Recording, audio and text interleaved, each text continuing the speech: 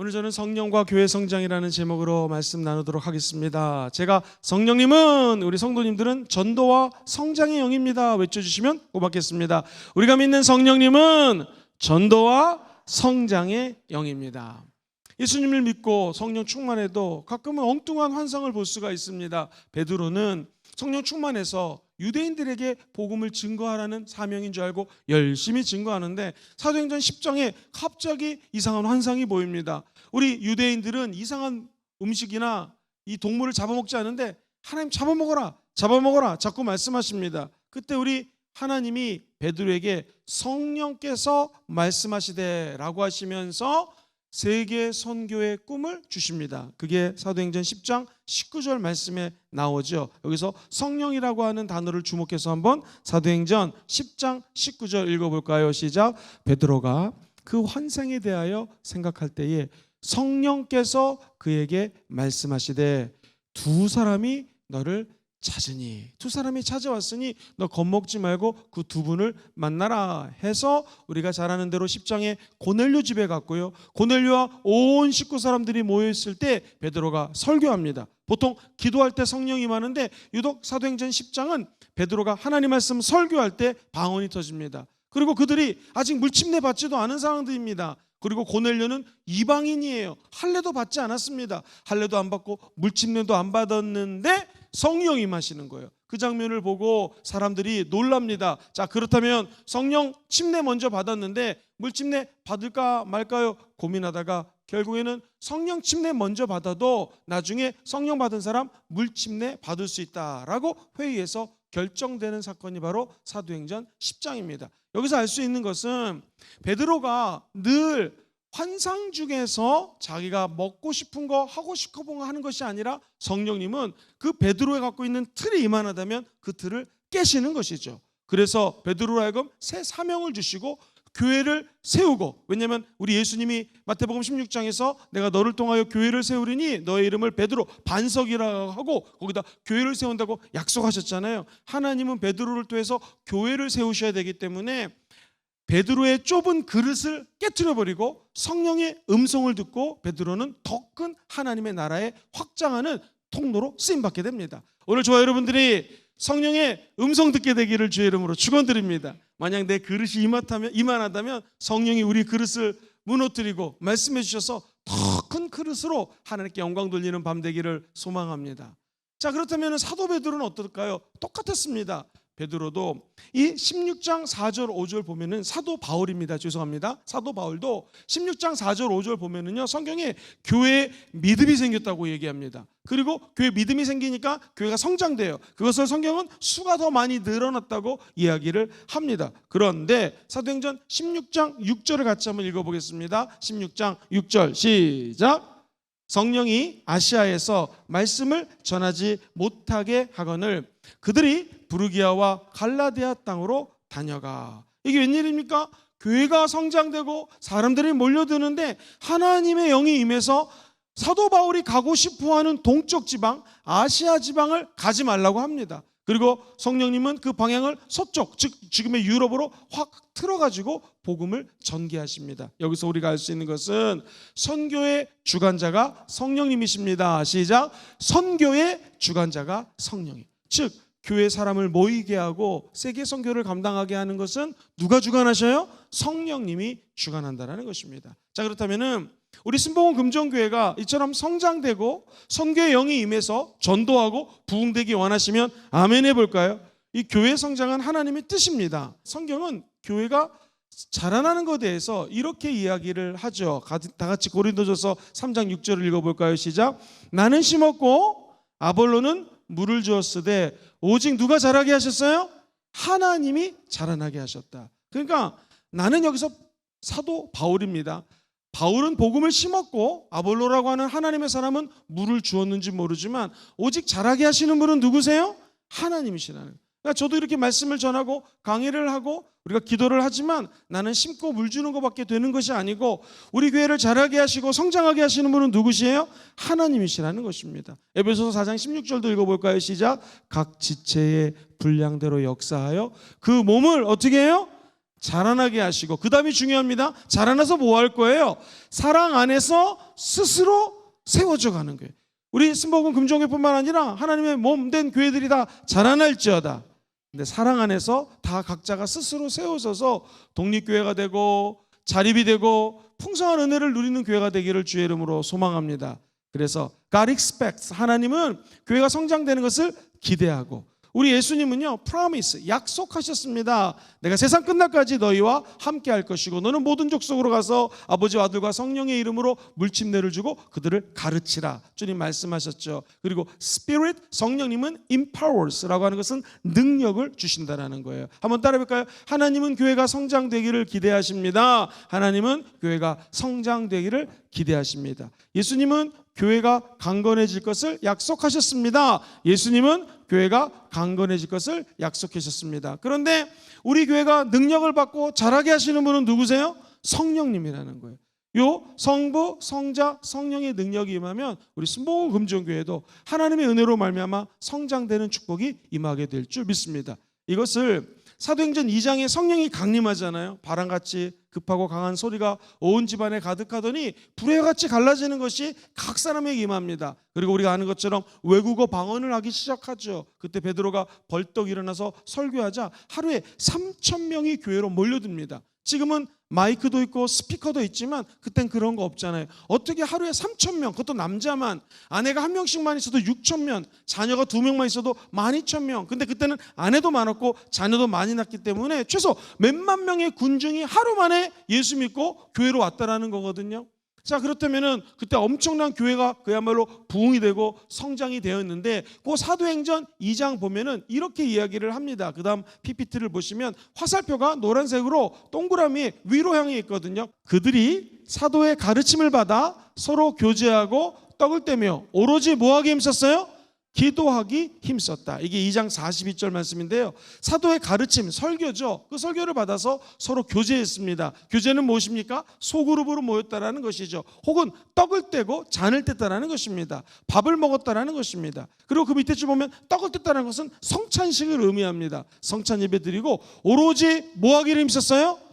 기도하기를 힘썼더라. 저거 42절 가만히 보면은 초대교회에 성령이 임하자, 한번 따라볼까요? 영적 성장, 영적인 성장이 일어났다는 거예요. 그래서 화살표가 노란색이 하늘로 향해 있죠. 영적으로 그들이 말씀 듣고 펠로십, 교제하고 성찬 예배 드리고 오로지 뭐하기 힘썼어요?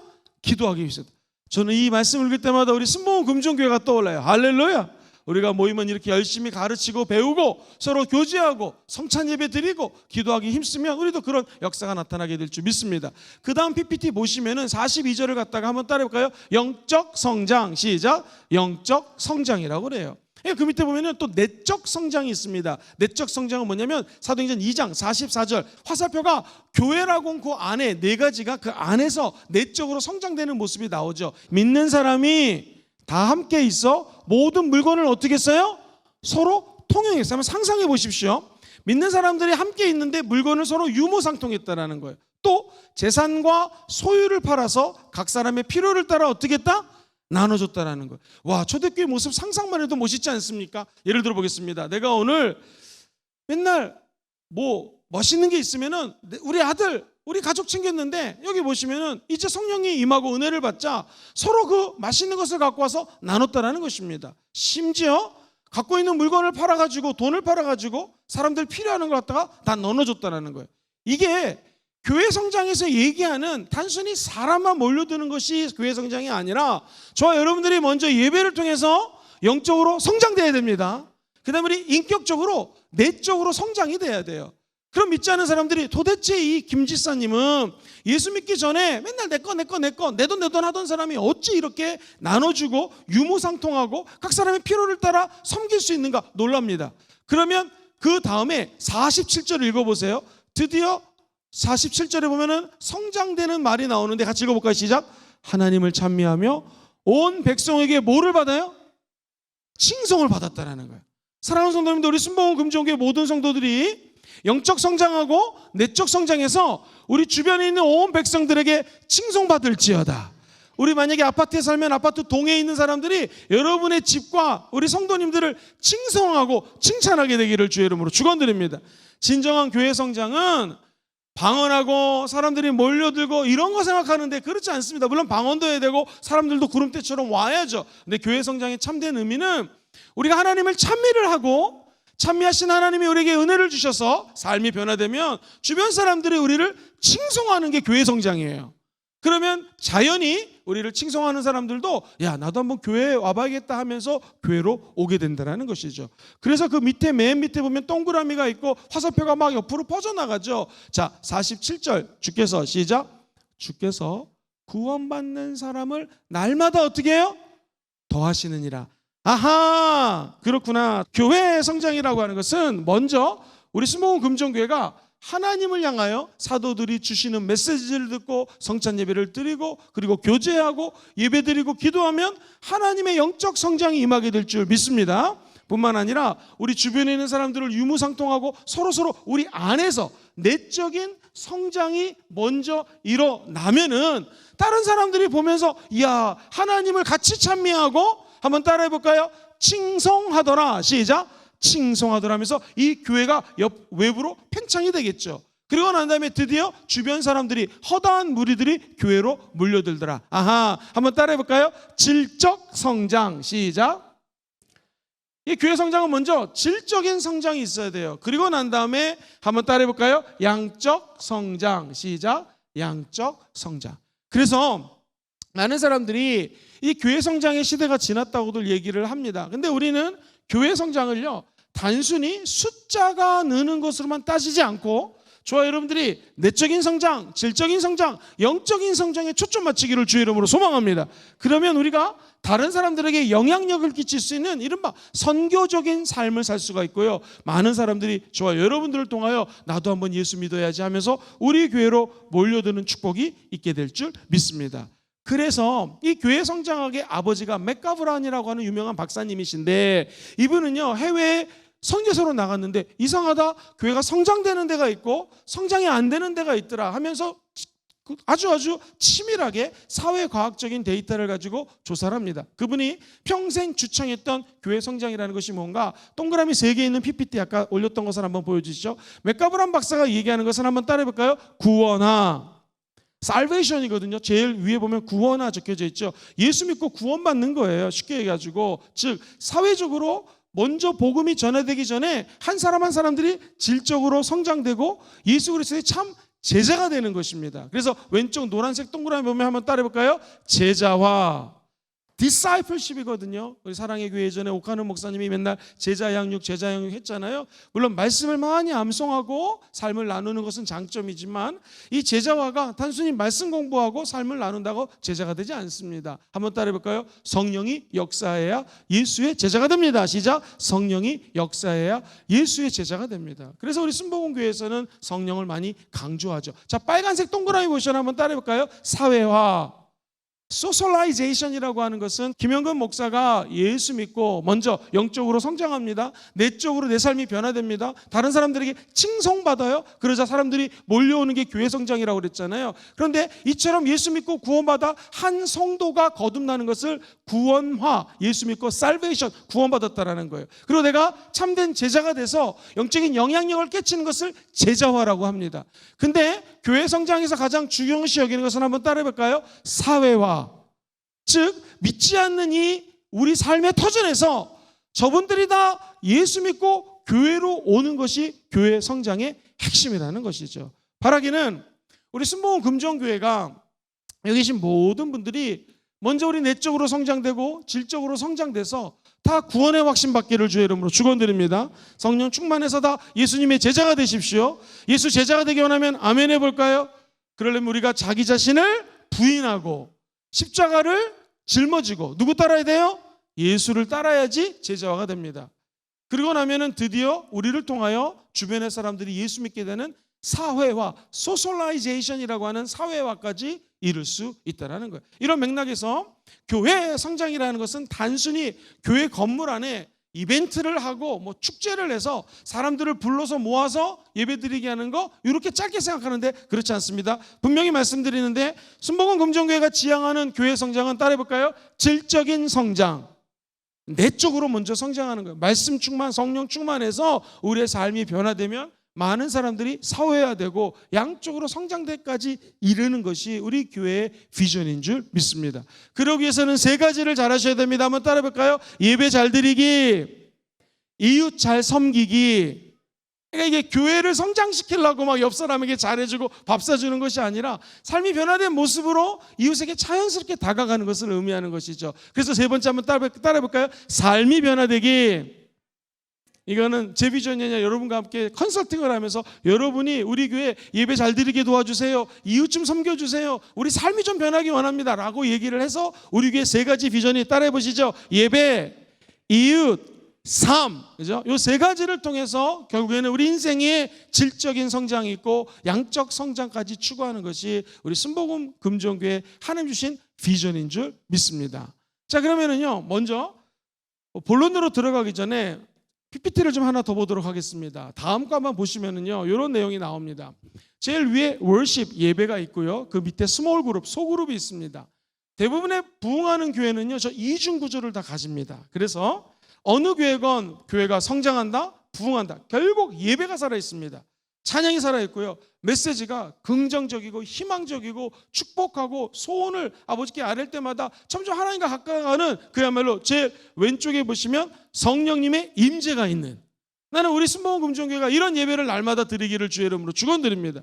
주로 이 예배를 주일날 드리죠. 공예배를 드립니다. 그런데 왼쪽에 보면은 셀러브레이션이라는 영어 단어가 있죠. 예배 드릴 때마다 축제로서의 예배예요. 그러니까 저와 여러분들이 예배 드릴 때 축제라는 것은 무엇입니까? 성령님이 이 가운데 임재하셔가지고 마치 다윗이 자기 속옷이 벗겨지는 줄도 모르고 막 기뻐하면서 찬양했던, 정말로 기쁨이 넘치는 저와 여러분들은 오순절적 예배를 꿈꾸게 되기를 주의 이름으로 축원드립니다. 우리 부목사님들도 설교하실 때 늘 강조하는 것이 기쁨, 십자가, 예수, 긍정적인 거. 이게 왜 이렇게 강조할까요? 우리 모든 성도들은요, 예배를 드릴 때마다 기쁨이 다가오게 되어 있습니다. 그 이유는 성령이 역사하기 때문에 그렇죠. 초대교회 예배의 공통점들은 축제로서의 예배를 드렸어요. 재밌는 것은 지금은 우리가 이렇게 예배를 드리고 축제 가운데 춤을 춰도 잡아갈 사람이 없지만 저 때는 틀렸습니다. 기뻐하고 축제 속에 예배드리면 그냥 잡혀갈 수도 있고 사자의 밥이 될 수도 있었고요, 십자가에 거꾸로 못 박혀서 죽을 수도 있었습니다. 그러나 우리 믿음의 선배들은 저 예배에 목숨을 걸었던 것이죠. 그래서 오른쪽 초록색에 보면은 Praise God, 하나님을 찬양하고 하나님을 높이는 예배를 드린다는 거예요. 오늘도 마찬가지입니다. 성장하는 교회 가면은요, 예배가 살아 있습니다. 뭐 여러분이 이름 한번 대보십시오. 우리 부산 지역뿐만 아니라 한국에서, 아니 전 세계에서 성장하는 교회의 특징, 예배에 목숨을 겁니다. 중요한 거 두 번째는요, 스몰 그룹이에요. 소그룹. 그래서 예배가 Praise God, 하나님을 찬양하는 거라면 우리로 치면 홈미팅 같은 것은요, Raise People, 사람을 세우는 것이 목적입니다. 그래서 왼쪽 동그라미 보면, 왼쪽에 보면 이 weekdays라고 나와 있죠. 주중에 주로 스몰 그룹 모임을 갖고요. 그리고 그 밑에 보시면은요, Discipleship Movement라고 적혀 있어요. 이게 뭐냐면 제자 양육을 통해서 리더들을 양육한다라는 거예요. 셀은 소그룹으로 자꾸 모이게 된다라는 것이죠. 안타까운 것은 코로나 때문에 우리가 저 예배에 올인을 했고 목숨을 걸었어요. 그래서 하나님의 은혜로 우리 교회는 지난 3년 동안에 정말 예배 하나 가지고 이렇게 잘 버텼습니다. 이제 바라기는 우리가 저 스몰 그룹이 살아나야 돼요. 정말 우리 교회가 주님 안에서 성장되기 원하시면 아멘 해볼까요? 여기에 목숨을 걸어야 됩니다. 모여서 은혜 받고 흩어져서 복음 전하다가 다시 스몰 그룹, 소그룹으로 모여서 이 스몰 그룹에게서는 소그룹의 리더가 만들어져야 돼요. 예배를 열심히 드렸습니다. 그러면 우리가 나가서 복음을 증거하다가 또는 세상에서 직장생활 하다가 삶의 상처를 받고 피곤하잖아요. 그때 필요한 것이 소그룹이에요. 소그룹에 모여서 함께 기도하고 소그룹 리더, 홈 리더 또는 원 리더의 기도를 받고 서로 위로를 하는 것이 소그룹의 목적입니다. 그리고 다시 나가서 복음 전하고 주일날 와서 예배드리고 은혜 받고 성령 역사하고 축제 쪽에 기뻐하면서 예배드리다가 주중에 나가서 삶을 살다가 다시 모이는 것을 우리는 소그룹이라고 얘기를 합니다. 그런데 이 소그룹이 이제 코로나 이후에는요, 두 가지 양상으로 전개될 거예요. 첫 번째는요, 홈미팅도 소그룹이고 이젠 카카오톡 같은 것을 통해서 소그룹끼리 서로 모이고 기도하고 기도 제목을 올리는 것이 아마 활성화될 것입니다. 그래서 앞으로 소그룹의 방향은 온라인이라는 것은 올이죠, 올. 그래서 온라인과 오프라인 두 가지를 합성한 말입니다. 온라인으로도 모이고 오프라인으로 모이고 대면으로 모이고 비대면으로 모이고, 그래서 이 대군중들이 모였을 때 할 수 없는 역동성이 소그룹이 모이면 할 수 있다는 거예요. 저는 이제 기도하고 있습니다. 이제 앞으로 우리 소그룹 TF팀을 만들어 가지고 우리 교회가 당장 바꾸지는 않고요, 어느 교회든지 소그룹으로 함부로 손대면 교회가 힘들어집니다. 그래서 앞으로 2년 뒤에 우리 하나님이 우리 교회를 향한 소그룹의 방향이 무엇인지를 충분히 조사하고 검증하고 시뮬레이션 해가지고 우리 소그룹을 조금씩 더 강화시켜 나가면 현재 우리 예배 때마다 부어지는 성령님을 찬양합니다. 그리고 소그룹으로 잘 모이기 시작하면 하나님의 놀라운 은혜가 우리 교회에 임하게 될 줄 믿습니다. 바라기는 우리 순복음 금지연교회 이와 같은 놀라운 하나님이 역사하시는 예배로서의 축제로서의 예배가 살아나기를 소망하고요, 나아가 소그룹 예배가 살아나가지고 이 대예배 예배에 역사하시는 성령님, 소그룹 예배에 역사하시는 성령님, 두 개 다 소그룹이에요. 여기 교집합 있죠. 여기에 엄청난 영적인 핵폭탄과 같은 능력이 있다는 거예요. 그래서 우리 모든 공예배 때마다 정말 최선을 다해서 찬양, 말씀, 기도해야 되고요, 소그룹 모일 때마다 역동성이라면 우리 순복음 금정교회는 요 교집합이 점점 커지고 그야말로 성령이 역동적으로 운행하는 그런 교회가 될 줄 믿습니다.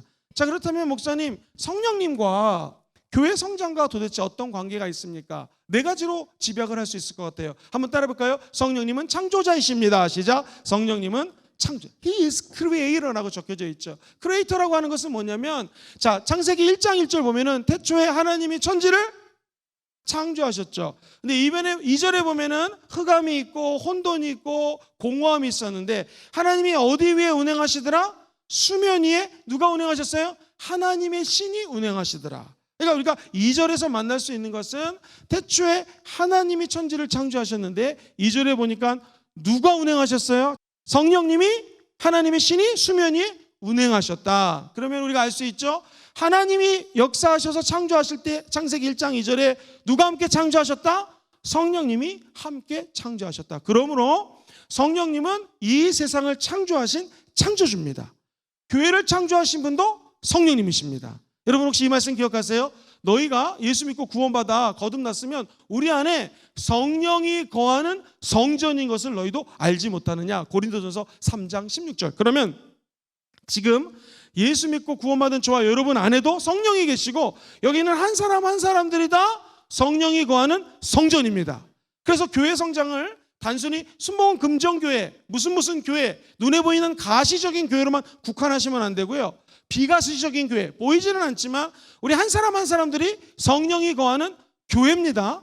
성전입니다. 한번 저를 따라 볼까요? 나는 이래봬도 성전입니다. 나는 이래봬도 성전입니다. 왜? 내 안에 성령이 거하니까. 그래서 창조하신 그 창조주가 지금 성령님이 내 안에 들어와 계신다는 거예요. 너무 놀랍지 않습니까? 사람은 뭘 만들고 난 다음에 니들끼리 잘해봐라 이럴 수 있지만 성령님은 그러지 않습니다. 성령님은 말할 수 없는 탄식으로 저와 여러분들을 위해서 기도해 주시는 분입니다. 그래서 성령님은 창조자시고, 한번 따라해볼까요? 관리자이십니다. 매니저라고 번역되어 있거든요. 성령님은 우리 안에 들어와서 그냥 너가 알아서 하라가 아니라 하나하나를 관리하시고 도와주신다는 거예요.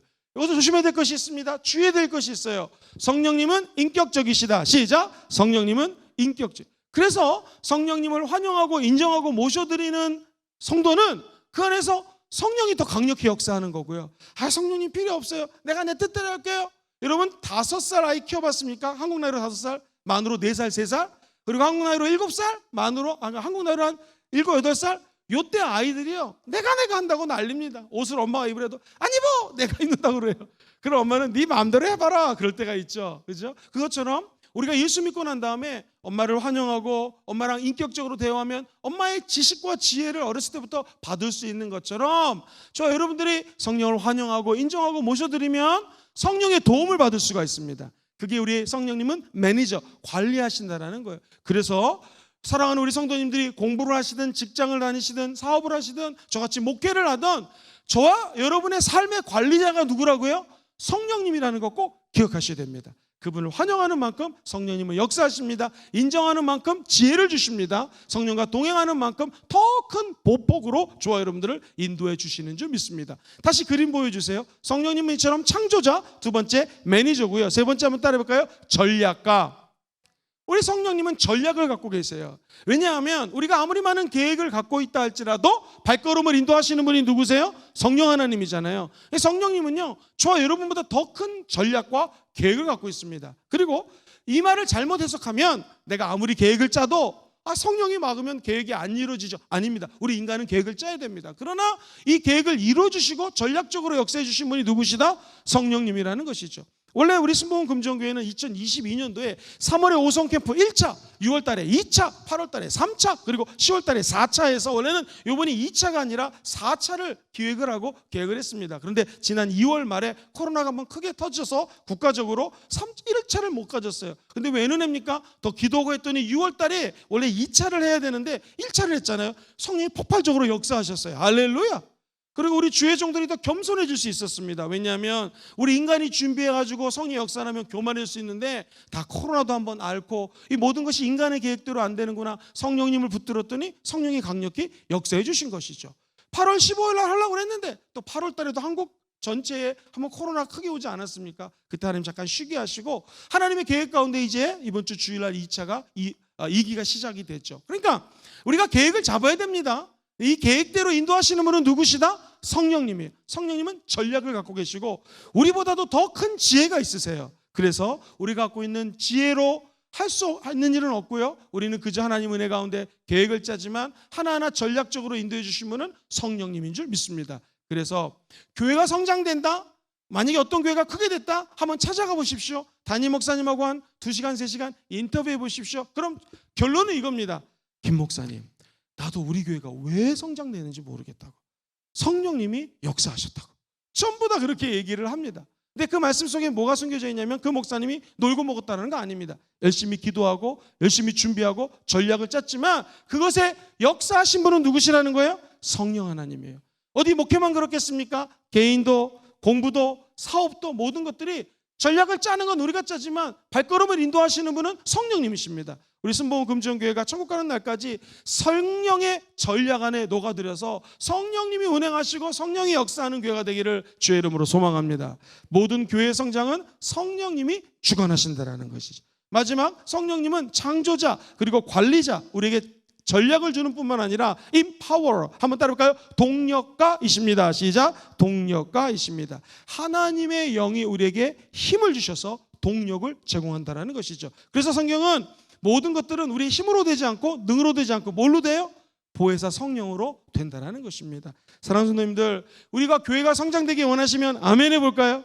제일 중요하신 분은 성령님이십니다.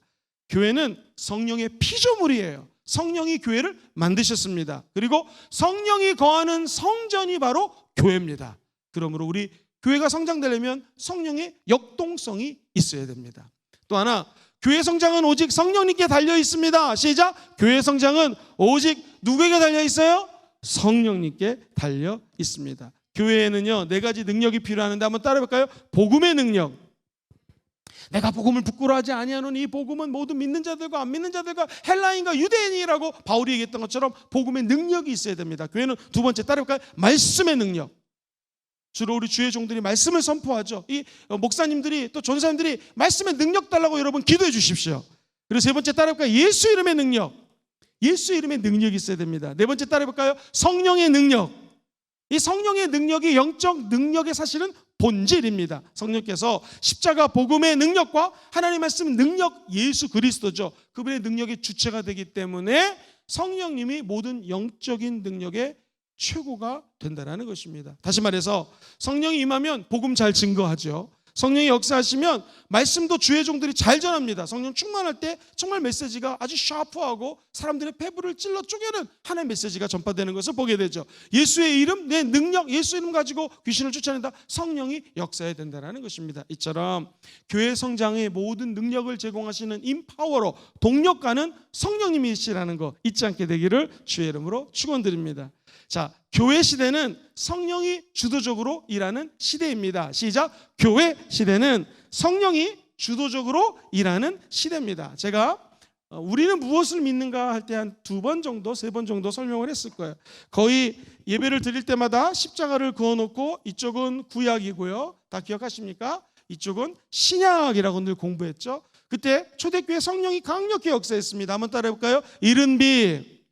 중세 때 성령 역사가 확 줄었죠. 그래서 우리 중세는 암흑기 또는 dark age, 흑암이 있었던 어두웠던 시기라고 얘기를 합니다. 그런데 하나님의 은혜 가운데 종교 개혁이 일어났고 영계 스펜 루이스라든가 잔느 기용이라든가 하나님의 성령의 사람들을 통해서 이 마지막 때에 성령의 비가 내립니다. 이것을 같이 한번 따라해 볼까요? 늦은 비. 주님이 내가 요엘서에서 이른 비와 늦은 비를 내려주리니. 그래서 지금은 마지막 때고 하나님의 영이 늦은 비를 내려주는 시기라고 말씀을 드렸습니다. 우리는 저 구약의 이른바 구속사적인 관점에서 성부 하나님의 시대에 살고 있지 않습니다. 그때는 아브라함아, 이사가, 야곱아, 아주 제한적으로 몇 사람들에게만 성령이 임했죠. 그죠? 그런데 우리 예수님의 십자가가 여기 있으면은요, 예수님이 오셨던 2000년 전에는 십자가를 중심으로 고대 근동 팔레스타인 지역에 많은 사람들, 장녀에게, 눈먼 자에게, 아픈 자에게, 귀신 들린 자에게 우리 예수님이 다 임했어요. 3년 반 공생의 기간 동안에. 그렇죠? 그러나 우리 서울, 부산, 그리고 무슨 다른 나라들은 성령이 있는 줄도 몰랐습니다. 성령은 이스라엘, 우리 예루살렘의 사도행전 2장에 액시라고 그러죠. 2장에 임하게 됐고, 그 다음에 성령의 불길이 온 열방으로 퍼졌던 곳이 바로 이 초대교회 이른비 시대예요. 지금은 늦은 비가 내리고 있는 시대거든요. 특별히 우리 순복음 금정교회는 35주년을 앞두고 내년이 우리 교회가 35주년인데요. 아마 우리 교회 역사상 이렇게 기도 많이 하는 교회는 없었을 것입니다. 성령 받기 원하시면 아멘 해볼까요? 기도하셔야 되거든요. 성령은 기도가 없이는 임하지 않습니다. 우리 교회가 더욱더 이 마지막 때에 늦은 비를 받아서 더 기도하시고, 아까 말씀드렸던 것처럼 양적인 성장 중요하지만 이거보다 한번 따라볼까요? 영적 성장, 내적 성장, 질적 성장, 그죠? 우리가 진짜로 먼저 내 내면이 먼저 변화되는 참된 제자로서의 성장이 먼저 임하기를 주의 이름으로 소망합니다. 그래서 우리가 이 다니엘 마가다락방 기도하는 거 아니겠습니까? 오늘 이 저녁에 우리 자신이 변할 수 있는 성령의 기름 부으심이 임하게 도와주셔서 지금도 역사하시는 성령님이 우리 교회를 마음껏 역사하시고 성장시켜 주시옵소서. 양적 성장 이전에 참된 내적인 성장, 질적인 성장을 성령이시여 한 사람 한 사람들에게 좀 부어주시옵소서. 이렇게 기도하고 성령 충만한 밤 맞는 여러분 되시기를 주의 이름으로 축원드립니다.